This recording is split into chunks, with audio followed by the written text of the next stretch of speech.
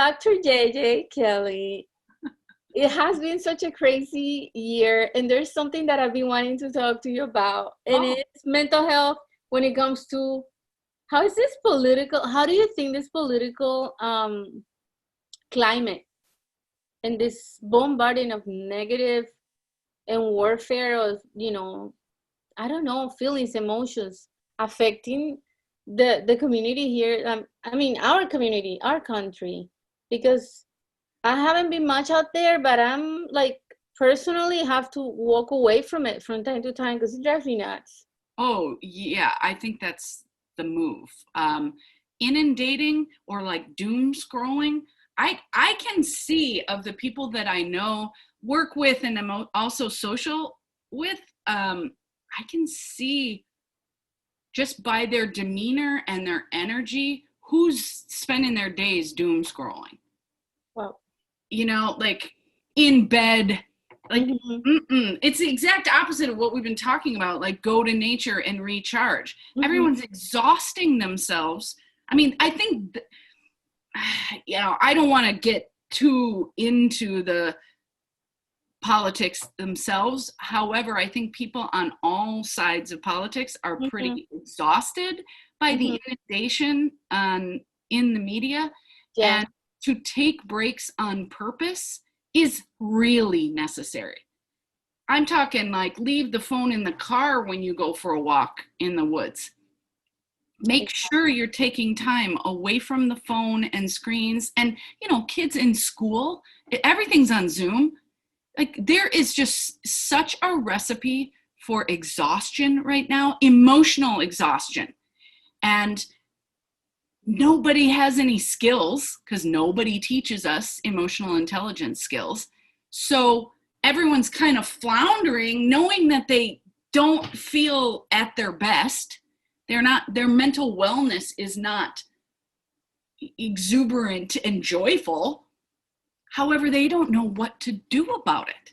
And there are practical skills that I teach people for, sloughing it off, or even noticing that it's happening. We were talking about mindfulness earlier. Mindfulness alone can help people. And then you can add all kinds of pieces like meditation, like practicing the art of letting go, not just saying, oh, just let it go, and invalidating yourself or others.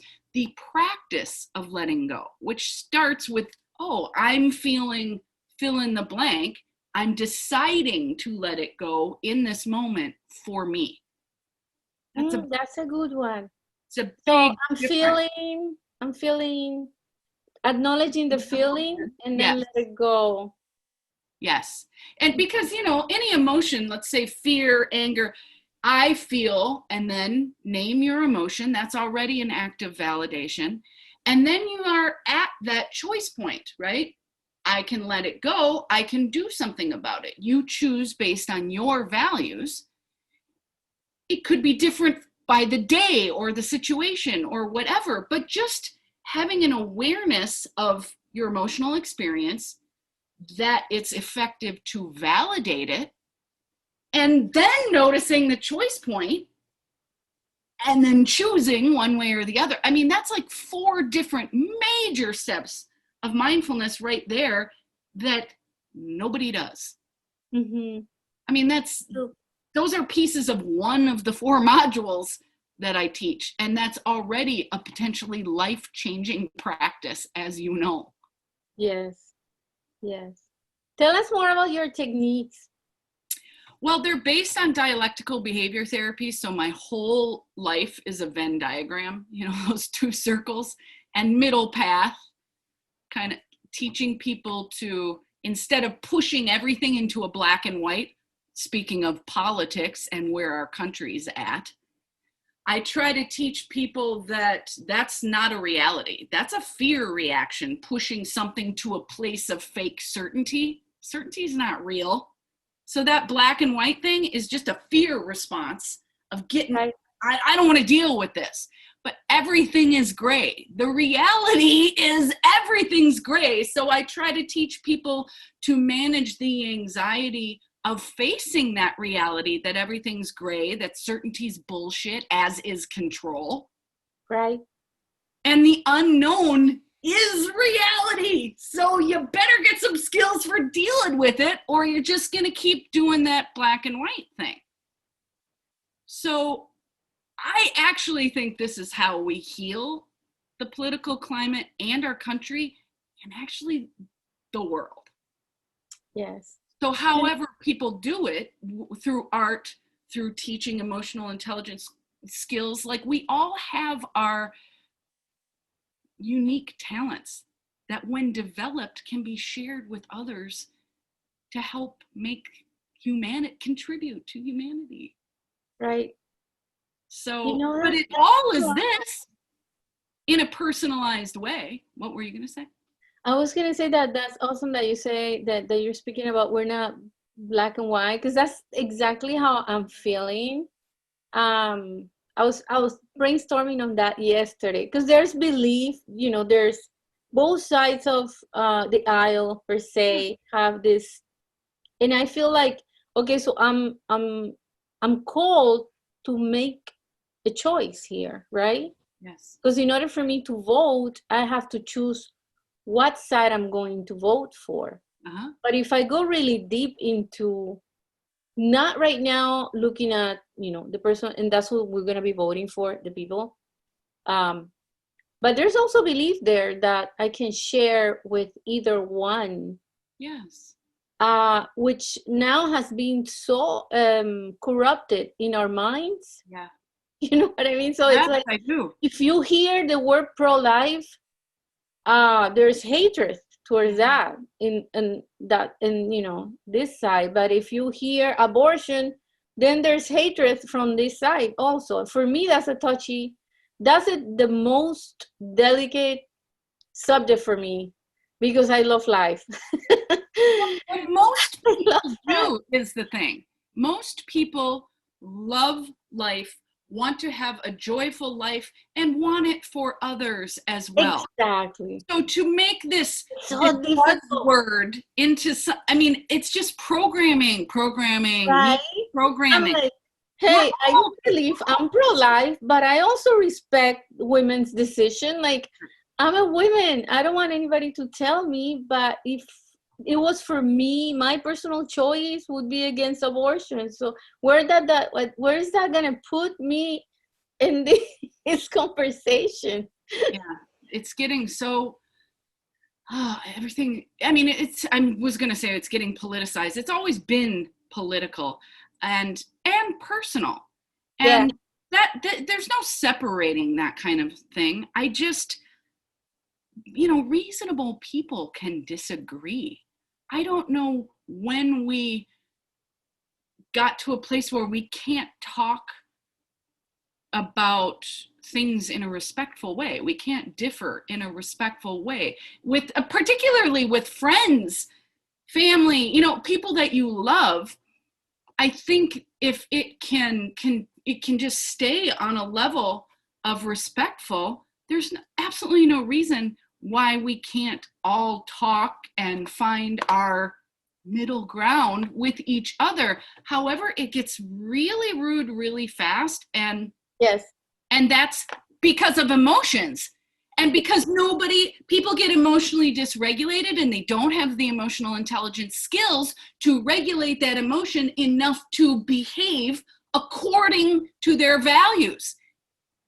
And then they're patching it up later.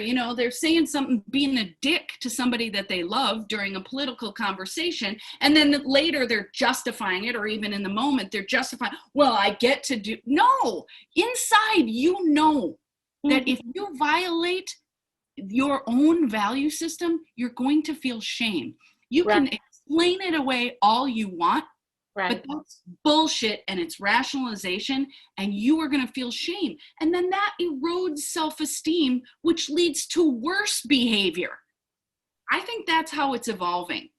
And I think it has devolved into many people giving themselves permission to act in a way that doesn't even match their values because of politics. That is not where we want to be with anything, including politics or religion, you know, all the hot emotional topics. We still have a responsibility to manage our emotions and behave according to our own values. And everyone's just throwing away that personal responsibility or trying to offload it onto somebody else or demonizing who they're talking to in order to fake justify their own behavior. That's shameful. Yeah. We have to stop doing that. However, people don't know how. And that's why, you know, that's where my passion is. I teach people, yeah, you have an impulse to do very willful things. Sure, fine. We validate that impulse because we're pissed off. We don't actually do the thing, though. And if we do, we have to face the shame then and forgive ourselves and let that go, which is a very complicated process, too. All of these are simple concepts to understand, yet the practice of it is so difficult when you're in that spiked, emotionally activated place. However, that's discipline. It's time to act like an adult, act right. Like, what is this screaming at each other and name calling and shit? Like, adults don't do that. What? I teach kids and teens, they don't do that. That's not acceptable behavior, not just because it's rude, but because it erodes our own self-esteem and self-confidence. Kindness and compassion are a self-preservation and self-enhancing practice. People don't get that. No, like if one of the things that I notice is how forgiving we have become when it comes to our leaders. Politically, people can say anything, insults, offensive, racist slurs, and it's okay. And I'm like, when did we get here? How did we get to the point when this is acceptable? And I'm gonna repeat it. Like, what? Because I feel like, you know, there's this brainwashing going on and people don't realize that's happening. And it's like, wake up, you know, wake up. You're not this way. You're being programmed, but you don't have to do it. And it's so challenging. It's challenging. Like I told you, like I just have to walk through my trees and go to nature and forget about Twitter and everything else. Yeah. But, and this is one thing, the climate is not just a political crisis that we're living. We are living through a pandemic where news break up any minute. So I feel like I have to be connected at least once a day, and I leave that at the end of the day when it's not gonna ruin my mood to see what happened, so that we are, you know, informed. Sure. We have to run what's going on, right. And that's the state of mind right now. Yeah, it is. Yeah. And being informed, I believe, is important too.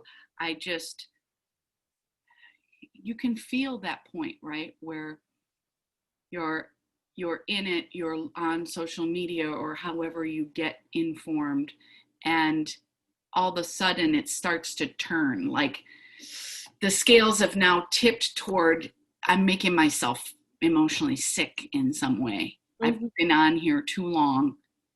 And if you're in tune with your emotions and your body and your heart, you make choices to protect yourself from that. But in the moment, a lot of times people don't pay attention because they haven't been taught how to, and then they just keep going. And there has to be a choice of when to set it down, instead of to continue to take in that information and that energy.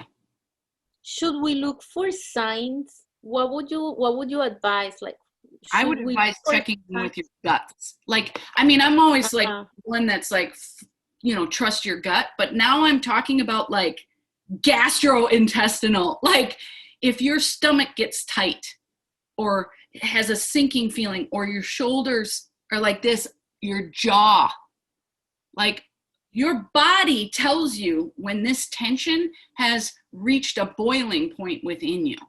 And a lot of people are just, you know, floating heads. Everything's intellectualized. They stay in the cognitive instead of the emotional. And then they don't notice these kinds of signs in their bodies. But your body will tell you, and your gut will tell you. If you have a thought, ooh, I've really been on here too long, and then you continue to be on and you ignore that, that's not a mindful, effective choice, in my opinion. And I teach people to pay attention to those things and then there's that choice point, right? Are you going to do the willful thing, or are you going to radically accept that you're at your limit, and it would be more effective for you to set the phone down and go take a walk, shake it off? Because it can get really, whatever. It can get really ugly really fast. And the problem is it affects also our children. If we have teenagers, I mean, our energy affects everyone around us. Yes. Everyone around us. Yep. And you know, like if your gas tank is on E with the light on, how much good are we to people when we're empty? Right. Not only are we, I mean, it's not even neutral. It's not even like we're no good to people. We actually can do damage to our relationships, particularly in a helping profession that we're both in. I mean, you can't, the giving, the generosity, I think, true generosity comes from the overflow. My cup runneth over, and now I can be of use to others. It can't be like I'm digging deep into the well that has this much in it, you know, like, That is, you said something, so that's a quote right there, you know, when we're giving is from the overflowing. Yeah. That's such an incredible lesson for any leader out there, because sometimes we're not overflowing and we're trying to give and we just get burned out. Yep. That is a recipe for burnout for sure. And resentment. When you start noticing that you're resenting your partner, you're resenting your kids, you're resenting your clients, hey, guess what that's about? Common denominator. If you start going, I notice that if I start getting sort of like martyry about anything, I'm not, like, you know, clients, they're not in a position to give back. That's not an appropriate exchange. And then, you know, you turn to friends for support or whatever, but really it's a cue to me when I start feeling that martyry, like pity party is on its way. I know that my self-care is depleted. I have to start with me. I am responsible for filling myself up. And I absolutely have the capability to do that when I'm disciplined. There is a discipline to the practice. Nobody wants to talk about that because it sounds like work, but come on, where the human animal wants work. All work doesn't mean burnout. Like, again, the Venn diagram, the balance of it all. Work is exciting. Work is invigorating. Work does give back when you're not burning it on both ends. My case is not like you say, matter. I'm controlling. So that's my trigger, you know, I'm out of control. What's going on? What's going to happen? That's my trigger. And I know that. So when that is happening, my go-to is it's prayer, it's chanting, it's meditating, whatever I feel that's like, okay, come and help me, come and heal me, come and do what you need to do here so I can, you know, then give. Yes. It's so great that you have an awareness about the controlling behavior. And the pro level thing that you said is that you seem to have a poignant awareness that controlling behavior is your attempt to self-medicate fear. People do not understand that. When they don't have the skills for managing their own fear, they project it out. And that is controlling behavior. Hey, you did this. And like they believe that thing that triggered them is the actual problem instead of their own fear. And then starting to control everything when we both know control is bullshit. However, when our fear starts ramping up, that is a very common way that even very smart people attempt to self-medicate fear. Self-medication being like drinking, food. Like that's all self-medication, and controlling behavior is definitely in that camp. And so few people know that, and it's so awesome. Like, I love hearing you say that, because you know it. That is, if people just knew that, it would change the framework of fear and responsibility for the fear, instead of just on everybody else, offload of responsibility. Yeah. You take it internally when you find that you're engaging in controlling behavior. Yes, that is the effective thing to do. Yep. Nice. Yeah, take your time to, I think I have learned the hard way. So I'm very trial and error.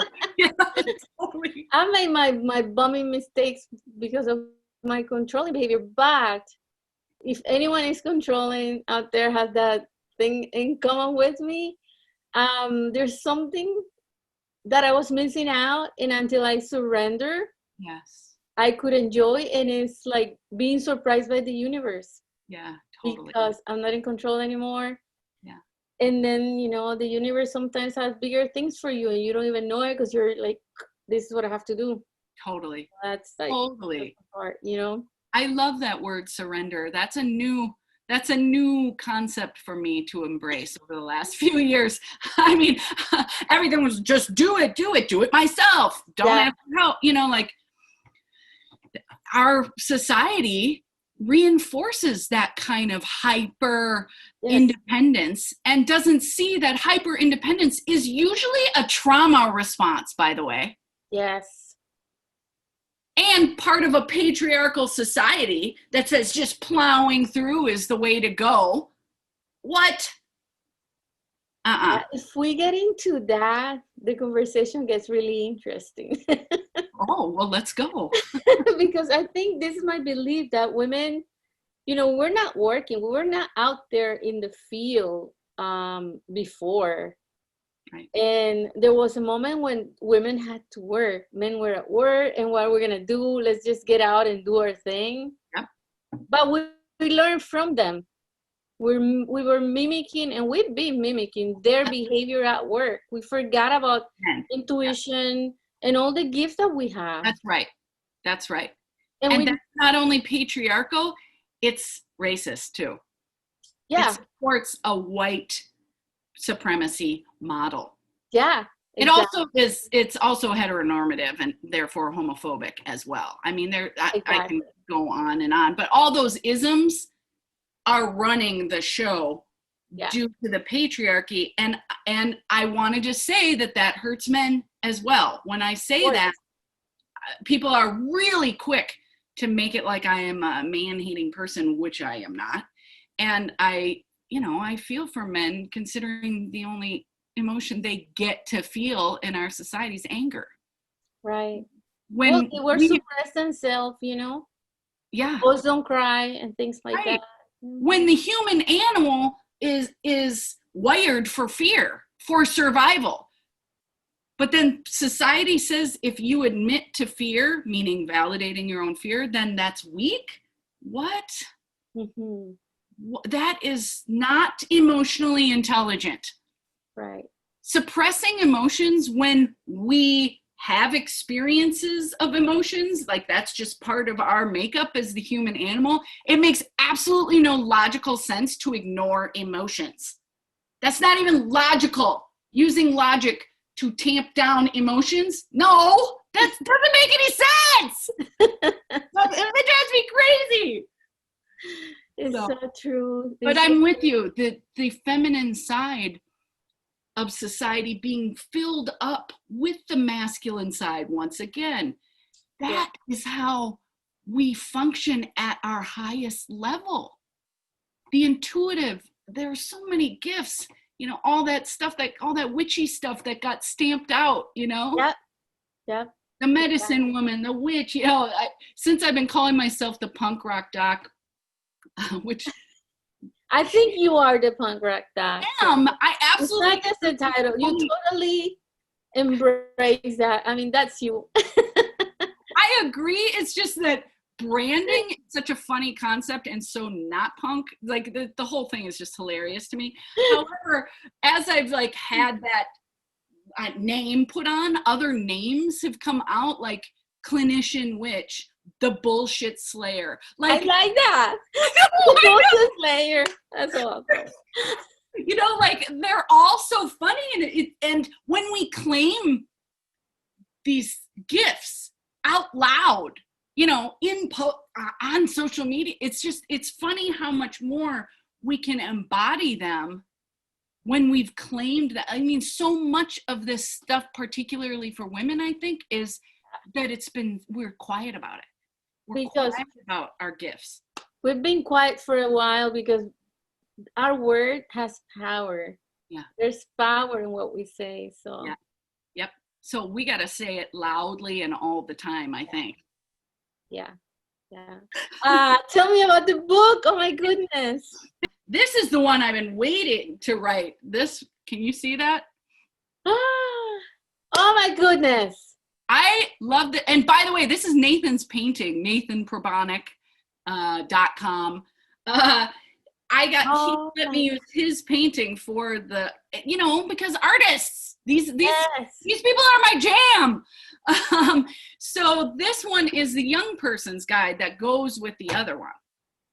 And a gift of misfit. I love that. We all, you know, these kids that I work with, that they're not kids, they're in their 20s and 30s, but they used to be my psychotherapy patients. And I don't like that model at all. So now they're like peer coaching and we're doing community outreach and all that. We've kind of embraced this like misfits, freaks, weirdos, you know, like we've all been called all those things, psycho, you know, like even by the mental health field has called us all a bunch of different diagnoses, names. So we've kind of embraced this word as a way of just, you know, flying the freak flag, I guess people say, but, you know, embracing who you are fully. Ooh. And not worrying about what other people say about you or anything you do. So where can we find the book? Well, the book's on Amazon, and it's basically, you know, it's my like 8-week emotional skills training course in a book, a short book. So you can just get the skeleton of everything that I teach from the book, and it's for young people. I'm really excited about it. I'm so excited about it too. Thank you.